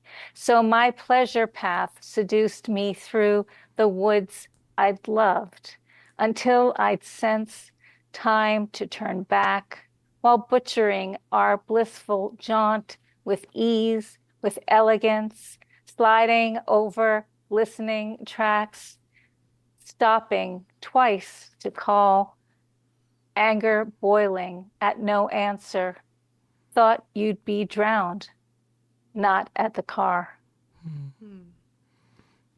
Yeah. Well, that's a really powerful poem. I can really, the next time I let anxiety get the better of me, I think I'll think back to this poem and take a little solace in that. Thank you. Thank you so much. That means so much that you said that. Oh, good. Well, thanks, thanks Carla. so much, Carla. Nice to see you. Yeah, nice to see everybody and hear everybody. Yeah, take care. It was Carla Schwartz with Unable to Reach You. I imagined the worst before learning you'd get back first. Let's go to Shivpreet Singh next. Hello. Hi, How are you Shiv. guys? Hey, We've Shiv. missed you. We have. Great to see you. Definitely. I was really excited to see you chime in the Rattlecast prompts group too and read this poem you submitted. Thank you so much. Always a pleasure to be with you. Oh, hey, guys. Shiv, I think you might have it connected to the wrong mic. Hello. It's very quiet. I don't know how to fix that. It's okay for me. That was okay? Yeah, it's okay. Okay. Well, Okay. Is it okay? It's okay for Katie. I'll try to be louder. How's that? Well, that sounds great. Okay. Yeah. Okay. Thanks. Yeah, no, it's a pleasure being here and great reading today and wonderful interview and wonderful sonnets. Good to hear those. I don't get to hear so many sonnets at the same time. Right? So it's wonderful. Happy to just read it and then go from there. Yeah. Great. Yeah. Great. So it's called Another Love Sonnet. Speak low if you speak love.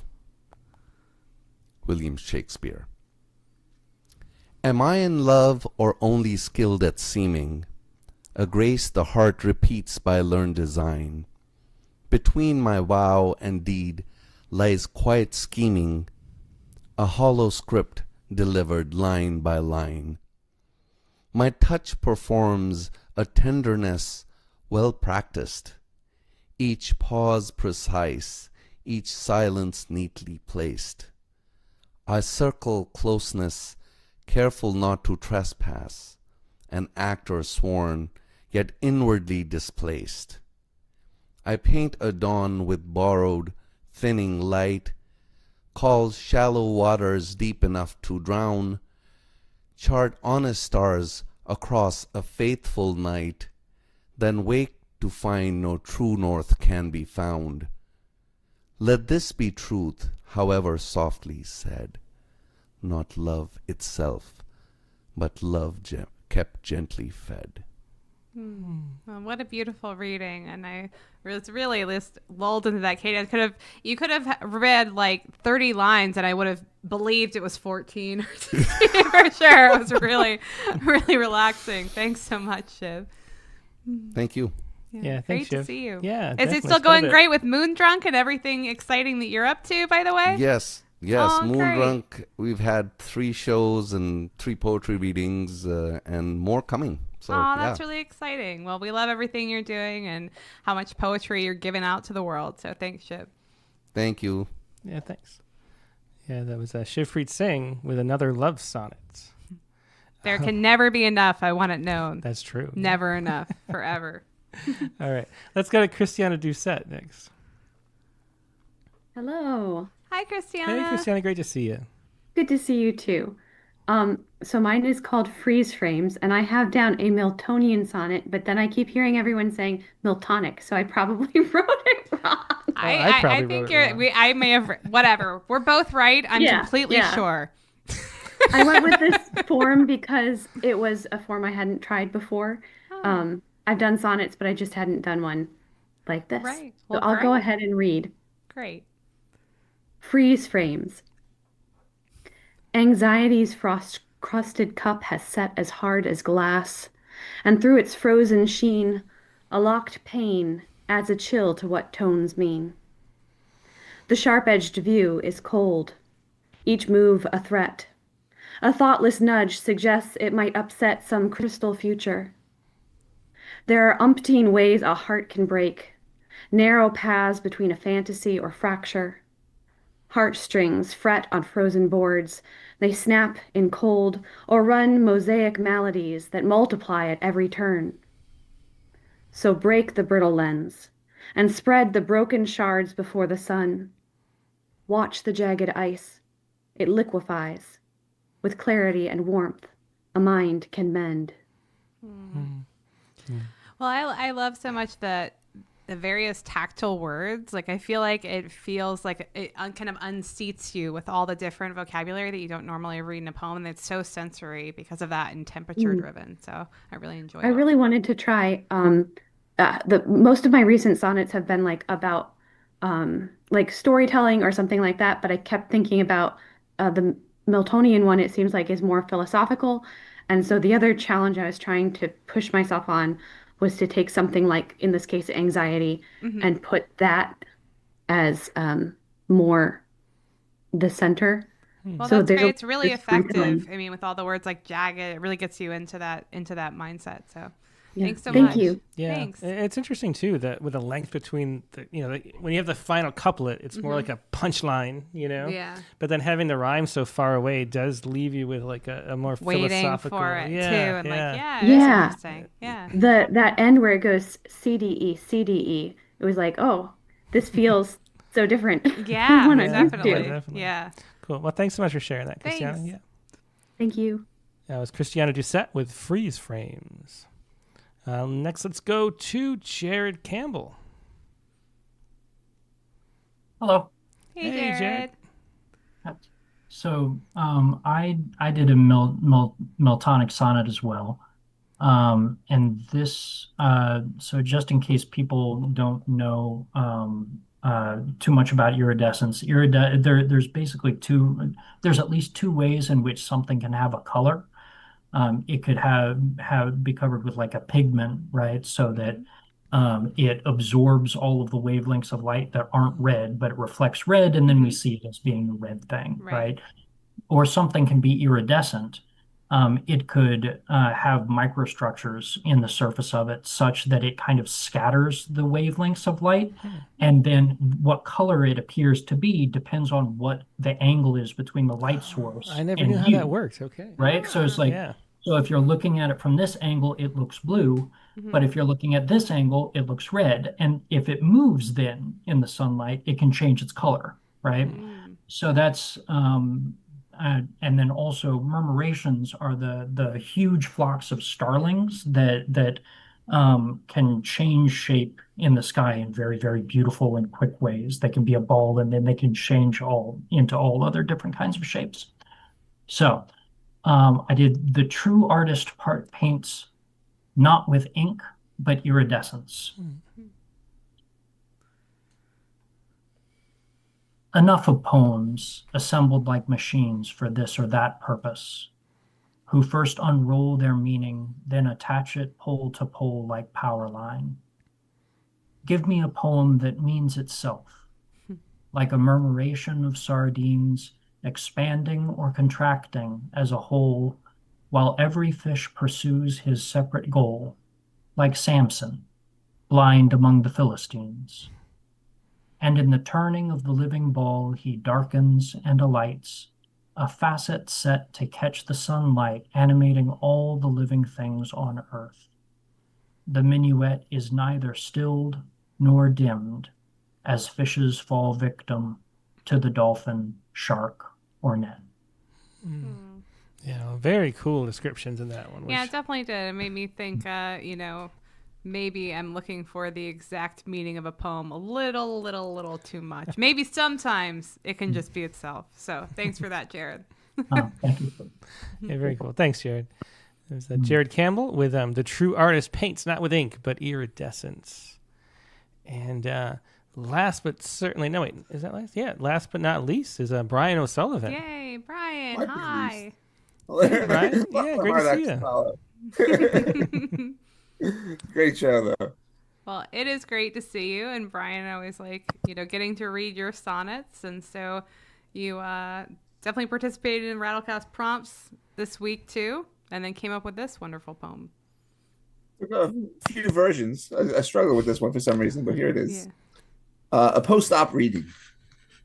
My psychic ship was listing, but I came to. Great gusts of morphine slowly tapered off. Nurse said, "Let's hear some of your verse." I coughed and sputtered out my frozen meatball coo. The nurse looked somewhat disappointed. "That's all you can do?" She wondered if my mind was off. To tell the truth, I thought it was enough. I really felt like Dad that day when, you recall, my love, he'd seen and heard his mother as he lay sick in bed. My mother wondered, "But where was Father Killian, your brother?" "One ghost is not enough," scoffed my father. We remembered, and our laughter thundered. I was with you, myself again, none other. A sweet ending there. And I have to say, for those that are shockingly not familiar, could you recite your meatball coup for us? Please. What's it? Frozen in the Orbit. I should remember because I curated it for One Art in our haiku anthology, which is about to be opening for submissions again soon, by the way. But... yeah, Pluto frozen in orbit, meatball in the back of my fridge. Something like great. An excuse to reread the 2024, I think it was in One Art haiku anthology. We got to look back to it. But anytime I have a mysterious item in the freezer, I definitely think of Brian O'Sullivan. Really glad to be associated with that. I could email you like a picture of a random thing in our freezer and see what haiku you I'll decide what planet it is or something. Yeah, that's good. Get out of the forest. Well, thanks so much, Brian. I love how Jen is so often the Volta in your poems too. It's sweet. I'm like it's to the point where like I'm looking for her to appear. I'm like, all right, when's your wife put it at coming? the beginning of the next one. Great. All right. Well, great to see you, Brian. Thanks, Brian. Great to see you. Yeah, it's Brian O'Sullivan with a post-op reading. And that's going to wrap up the Zoom for tonight, the prompt lines. Mm-hmm. So let's do a little coup. A little haiku here. Sadly, it's not a meatball coup. Sorry, not a Brian. meatball coup. No. So what'd you go with this week, Katie? I was thinking about the Olympics, and I was thinking about how, I'm sorry, I don't know the athlete's name, but it was a man that landed a backflip on ice, and how I remembered in the 90s when I was little, a woman doing it, but it being illegal. And so, and at the time I was like, this seems really wrong and unfair. Like, she just did this incredible thing. Like, shouldn't she win because of this? And like being really confused, like at the time being a kid. So this is my haiku. It's kind of like just a concrete haiku. Backflip, landing thee. Yeah, I like that. You have to go back to it to land on the ice. So. Yeah, definitely. That's really clever. I like that. Thanks. That's one for modern haiku. That's as close as I can get to landing a backflip on ice. I don't know. Have you ever tried? Maybe. That's not something you want to encourage me to do. Definitely not. No, never mind. Well, mine, I went for the other sporting event going on this weekend, the Super Bowl. Oh, yeah. So I have a Super Bowl mono coup here. Enjoyed the halftime show, don't tell. There you go. Enjoyed the halftime show, don't tell. That's why I tried to write one from the Super Bowl, but I got so caught on the show. Because you fell asleep while trying to write the haiku? No, right, because the game was so boring. But the Seahawks did win. But the sugarcane people, I really wanted to write, because I am fascinated by the fact that the sugarcane was actually people wearing sugar. Because I was like, how did they get it out there so fast? Answer, it walked. Because people were the sugar cane. It is worth. I think most people have no idea what we're talking about. Oh, I'm sorry. No. But we should encourage them to go look at that video of the actual setup of that halftime show, because it's fascinating. Bad Bunnies. Yeah, those hidden in the sugar cane. I did. I'm allowed to say one piece of trivia I thought was really cute about it. The couple that was married during the halftime show, they invited Bad Bunny to their wedding, and then actually he invited them to come get married during the Super Bowl, and he was their witness. I think that was so sweet. Cool. I really love that. Anyway. Yeah. Anyway. All right. Yeah, well, that was a fun weekend of sporting events, though, I have to say. Yeah. So that's going to wrap up the show for this week. Another fun show of poetry events, So next week's guest on the Rattlecast. Oh, wait, no. Next week's prompt on the Rattlecast is going to be what, Katie Dozier? Quick. Write a poem that moves fast. Include as many unique verbs as possible. Well, that was pretty quick. Good job. Thank you. It would have been lame if I read it slow. So, quick. Slowly. Write a poem that moves fast. That sounds boring. Include as many unique verbs as possible. You cannot read that slowly. It's impossible. Okay. Anyway, that is your prompt for this week. And next week's guest on the Rattlecast is going to be Maury Creech. So Maury, as you probably know, is the winner of this year's Rattle Poetry Prize for his book or poem, Ordinary Childhood. And his most recent book is The Sentence. He wants to read mostly poems from new books. He actually almost did he pulled a Bob Hickok on us. It was like, I don't want to read poems from my next book. I want to read poems from the one after that. But then he changed his mind. He was going to read ones from the next book after all. So anyway, yeah, definitely. So that's Maury Creech. He's going to be the guest again, talking about form, another form episode, because those poems are all Meredithian sonnets, if you remember, with a lot of true rhymes and not using a lot of enjambment. So it'll be interesting to look at those. Also, we'll maybe take a peek at his last book, The Sentence, too. That's next week's guest, Maury Creech, Monday, February 16th, the regular time, 8 p.m. Eastern, 5 p.m. Pacific. Hope to see you there. Hope you have a great week. In the meantime, we'll talk to you later. Goodbye. Good night.